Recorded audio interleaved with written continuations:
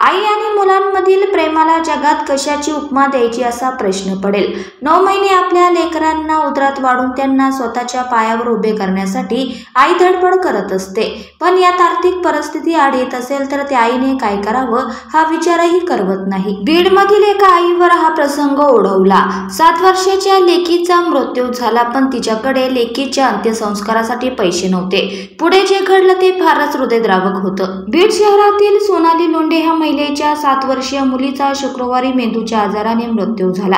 यानंतर सोनाली तिला घेऊन जिल्हा रुग्णालयात आली। यावेळी डॉक्टरांनी मुलगी मृत असल्याचे सांगितल्यानंतर तिच्यावर अंत्यसंस्कारासाठी पैसे नाहीत असे म्हणून सोनाली मुलीचा मृतदेह रुग्णालयात सोडून गेली होती। 7 वर्षीय मुलीच्या मृत्यूनंतर आईने तिच्यावर अंत्यसंस्कारासाठी पैसे नाहीत म्हणून मृतदेह जिल्हा सामान्य रुग्णालयात सोडला होता।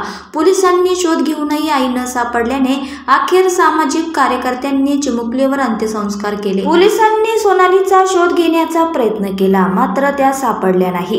अखेर सोनालीच्या 2 बहिणी त्यांचे पती यांना शोधण्यात पोलिसांना यश आले, पण त्यांनीही अंत्यसंस्कारासाठी आर्थिक अडचण असल्याचे सांगितले। त्यानंतर मात्र सामाजिक कार्यकर्ते परशुराम गरखुते, रुग्णसेवक अफजल पठाण आणि इतरांनी पुढाकार घेऊन या चिमुकलीचा दफनविधी केला आहे।